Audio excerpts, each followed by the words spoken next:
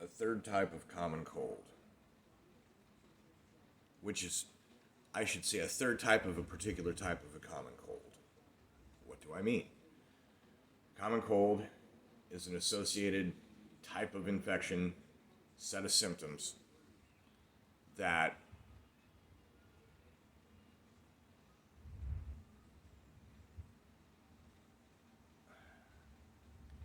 it's a third type of a particular family of one of the many associated different species that are lumped into the category common cold.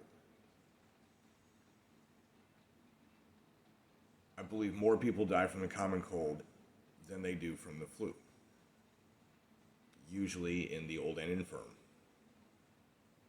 or in the new parlance of many comorbidities.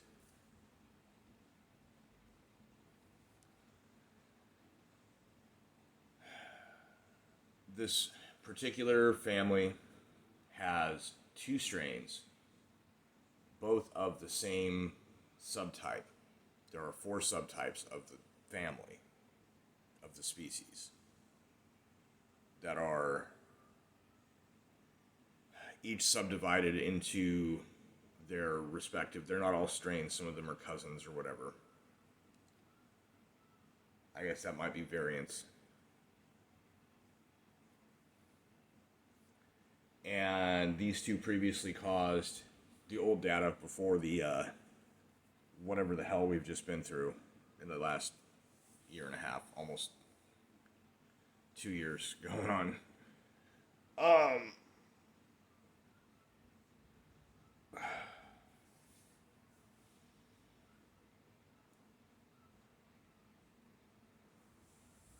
in the old data, two of them caused 15%. I would say we're probably an increase to like 18, maybe over 20%, but I don't know the real numbers. That's just a guess for range and an estimation. Guesstimation does not exist. Um, and a third category, also of that same one of four out of the types. The one of four pertains to a particular part of the bug, by which they are all commonly the same type.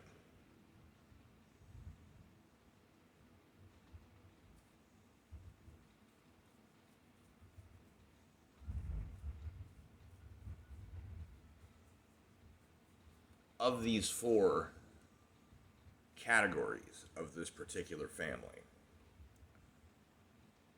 the majority of them do not live, propagate, or survive in humans. Even though some of them have a similar common trait of this particular family of transmissible colds, of which a few very extreme examples had come out in recent history.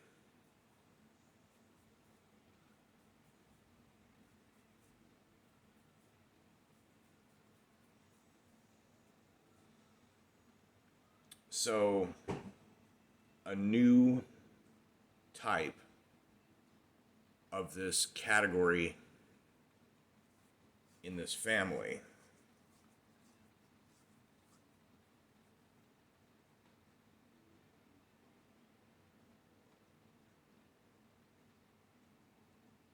related to the two extreme types, but not nearly as lethal, then went around pandemic, herd immunity, resulting in strains and variants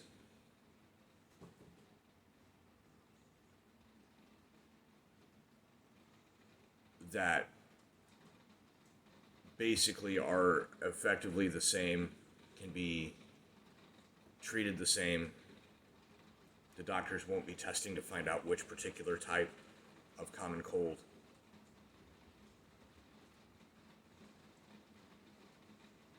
Now, of the cold, there are two types. There are head cold and chest cold.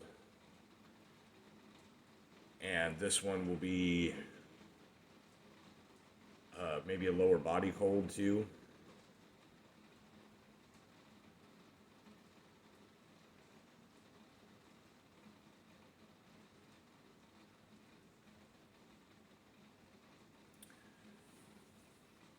So a third entry into the number of types of this family that cause X percent of the common cold every year. X percent will have gone from previously established about 15% to probably 18 to 25, we'll say, somewhere in that area, which is broad, but in the future it'll be what it is.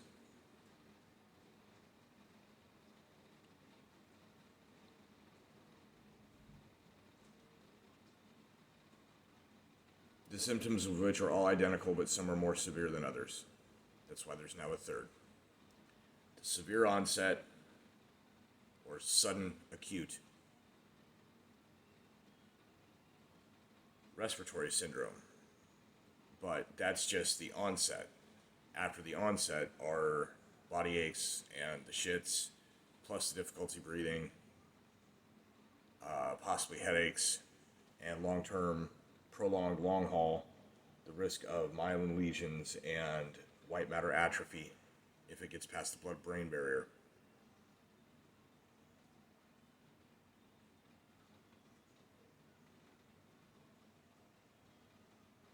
But it seems to me that the other two kinds are the same. Your body typically will get over it well before that. And if not, then you've got other things that are way more wrong.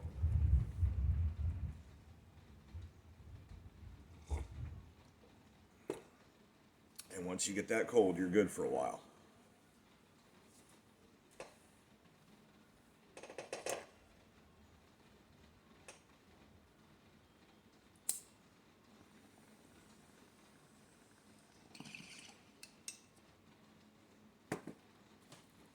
I bought a new bag.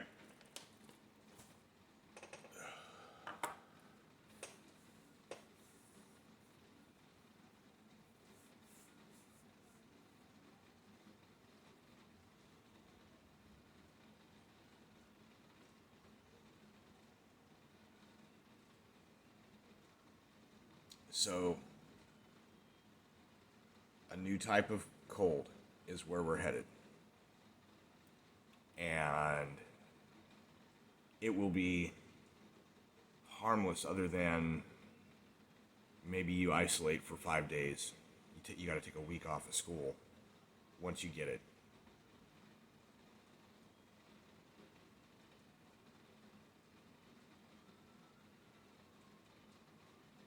And even that, not everybody goes to the doctor for a cold. Not everybody goes to the doctor or takes off time for a cold. You just blow your nose and wash your hands and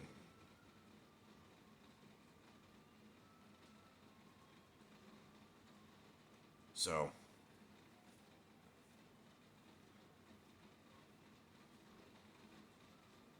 if you want to look into what I've been saying about this family of type of common cold, you can look at the Wikipedia portal for, if you look up the common cold, it should reference the number of viruses. The different ones, rotavirus, rhinovirus, or the one I'm talking about, which is beta coronavirus. Beta coronaviruses are separate from alpha and gamma and delta coronaviruses because of the type of spike protein that it uses. Look that up. The most cursory look finds that. Previously, 15% of cases of the common cold every year were caused by these other two, which were pre-extant to SARS or MERS. And the third kind, which is related to SARS and MERS, which we are headed to the point of that being the third type, which will help contribute, 8% or something.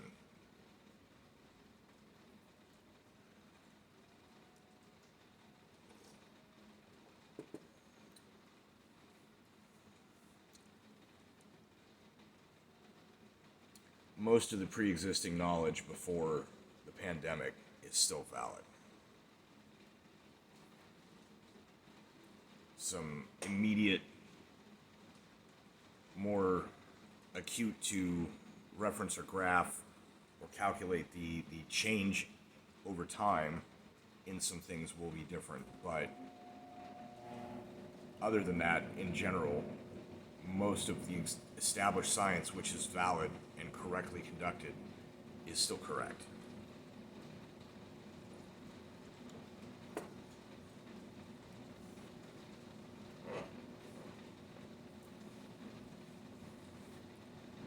This kind of cold is so tiny, it makes it more easily transmissible because it even gets around your mask. And from a numbers perspective, all the places that have higher infection rates of this type of common cold are places where the most active measures are taken to prevent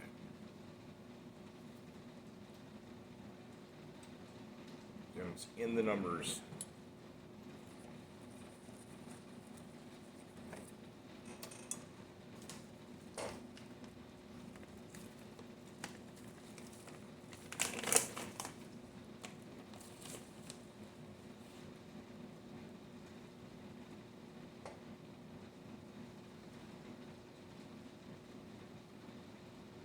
First rainy day in over a week. Beginning to get a little worried for the dryness, and at the same time happy with the fact that no rain means no chance of a leak in the house.